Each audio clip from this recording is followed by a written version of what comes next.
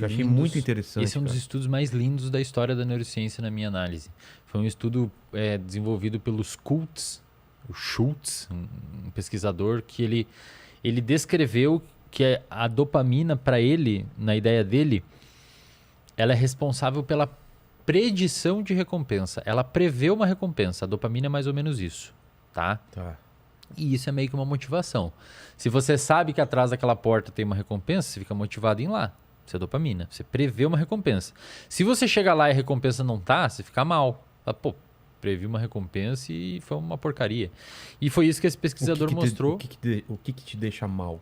A queda de dopamina. A queda? A dopamina ela pode aumentar ou ela pode inibir, cara. Ela pode cair abaixo dos níveis basais. Então, eu venho com aquela expectativa e ela pode cair drasticamente quando eu não tenho a recompensa. E ela não cai pro nível onde tava. Ela cai pra baixo. Ela cai pra baixo daquela fase doido, tônica. cara. Imagina um copo, tipo, você sempre tem isso aqui de dopamina. Tá.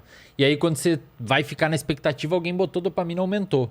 Quando você não tem a recompensa que você preveu, você pediu uma pizza mó bonita e veio uma porcaria de pizza, ela não volta pra cá, ela diminui. É uma final de campeonato. Sua dopamina tá aqui batendo. Seu que, time pô, toma você pode um ser gol. campeão. Toma um gol e perde. Putz, Cara, se fica tivesse mal. se tivesse e o mais interessante, Vilela, é que as mesmas regiões de prazer no nosso cérebro, onde está a dopamina e motivação, elas também são regiões responsáveis por dor. Então você quase sente uma dor mesmo, cara. Mas fica cara, mal, físico, assim, o negócio fica mal. físico. E o Schultz, ele desenhou um estudo com macacos mostrando essa função da dopamina em prever recompensa. Ele pegou os macaquinhos, ensinou o macaquinho a ficar sentadinho numa cadeira e deu um suquinho de maçã, suquinho de laranja pro macaco, eles adoram, para condicionar o macaquinho. Isto é, ele queria mostrar pro macaquinho que isso daqui é gostoso. Tá? Primeira etapa, então, foi essa. Primeira etapa, ensinar o cérebro dele que isso daqui é dopaminérgico. Tá. Depois ele botou uma garrafinha aqui assim, o macaquinho na mesa, sentadinho, uma luz no teto e um botãozinho. Tá. E um eletrodo fincado lá na cabeça do macaco, medindo a atividade do sistema de recompensa dopaminérgico do macaco. Né? O que ele percebeu? Ele percebeu, até então se achava, que a dopamina ia aumentar quando o macaquinho tomava o suco. Claro. Só que ele percebeu que, depois que você ensina o macaquinho que sempre que acender a luz, se ele apertar 10 vezes no botão ele ganha o suco, ele percebeu que a dopamina aumenta quando a luz acende. A expectativa. A expectativa. Acendeu a luz, se eu apertar 10 vezes aqui, vai vir a recompensa. Porque quando não acendia a luz, não adiantava ele apertar o botão que não ia... Não tinha dopamina. Então a dopamina aumenta quando ele vê o sinal, cara. E isso é muito importante pra gente falar sobre vícios. Porque muitas pessoas viciadas em drogas, cigarro, álcool, pornografia, as pessoas não gostam daquilo, mas elas precisam daquilo. Você pergunta para um usuário de cocaína, você curte? Eu não odeio, cara. É uma merda. Só que eu preciso. A dopamina aumenta tanto que leva ele a buscar aquilo. Entendi. Só que ele não gosta. É por isso que dopamina não é sobre prazer. A pessoa não sente prazer em usar droga, mas ela precisa. Ela sente motivada. E com o macaquinho, ele viu também que quando o macaquinho aperta 10 vezes e não vem o suco, a dopamina inibe. Como assim? Ele acendeu a luz. Tá. Buf, dopamina. Foi pra lá. Apertou 10 vezes. Não veio? Veio a garrafinha, mas tinha água. E aí? A dopamina, puf, cai lá no chão. E isso acontece muito quando você tá, por exemplo... E aí eu convido as pessoas de casa para fazer essa reflexão. Quando você tá muito motivado para fazer alguma coisa, você quer muito. E às vezes você não consegue, e aí obviamente você fica mal. Mas mesmo às vezes, Vilela, quando você consegue, a dopamina ela pode ocorrer um crash dela, porque você fica assim, tá, e agora? Eu consegui, mas e agora? Imagina que você tá, por exemplo... Dá um exemplo. Imagina que você tá, por exemplo, seu canal tá quase batendo 1 milhão, né? Sei. Imagina que bate 1 milhão... Eu tô felizão. Mas e, cara... Ao mesmo tempo eu falo... Só que você, se você tá 1 ano morrendo pelo 1 milhão, vai chegar 1 milhão, você vai comemorar e no outro dia você vai falar... Tá, e agora? O que eu vou fazer? O que eu vou fazer? Eu paro de fazer o canal? Entendi. Então eu sempre digo pra galera, comemora, mas não comemora tanto. Porque senão você inibe a dopamina. Então você tem que ficar feliz pelo que você procurou, pelo que você alcançou. Mas também se você quer buscar mais, já atualiza o software e fala, não, agora eu quero Não é 1,5 milhão. à toa que que vamos falar de youtuber, né?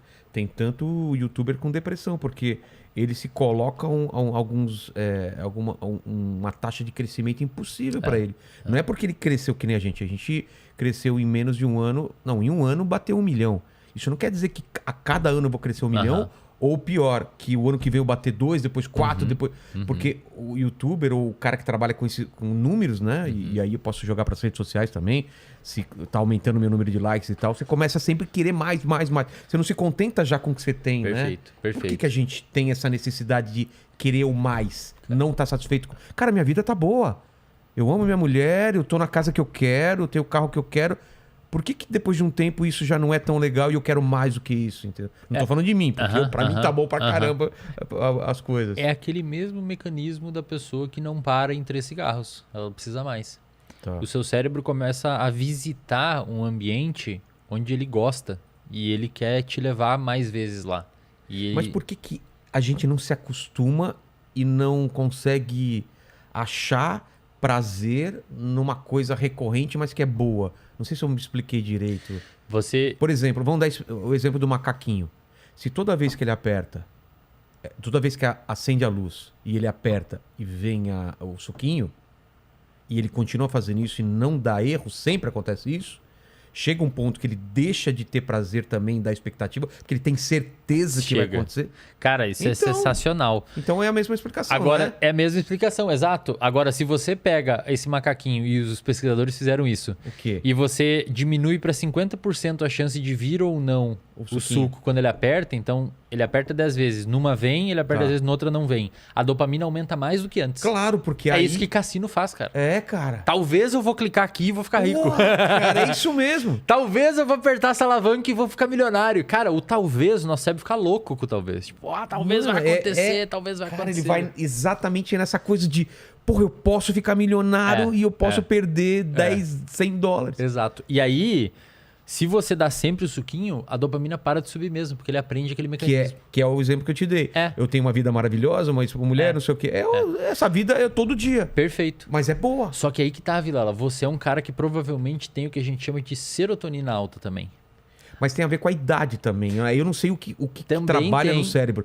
Porque mais novo, talvez você não ficaria satisfeito. Só que mais velho, você entende que não é qualquer pessoa que atingiu aquilo e o quanto foi difícil você estar nesse lugar. Eu acredito, assim, eu conheço youtubers que a gente vê já notícias aí de youtubers grandes com depressão e tal. Essa galera... Podemos falar até do Whindersson, né? Ver os números do Whindersson e ele tava há um tempo atrás triste, cara. Aí você pensa, como que um cara que tem o que ele tem que atingiu? Porque a expectativa dele sempre tá aumentando, eu acho, não é? É a pressão. Sempre tá aumentando. Acho que existem mais coisas aí que o cara provavelmente deve sustentar indiretamente umas 500 muita famílias. gente Então, depende dele. o cara é foda. É uma Tem os pressão haters gigante. também. Exato. Mas eu acredito que pelo fato dele ter começado novo... E aí você acertou em cheio.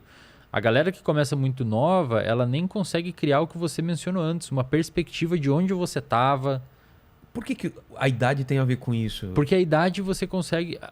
Bom, vamos falar disso, vai demandar um tempinho também de neurodesenvolvimento do cérebro. Mas só para fechar o do Whindersson, eu acredito que o Whindersson não tem como saber o porquê que ele desenvolveu depressão, só um clínico que acompanha ele sabe disso.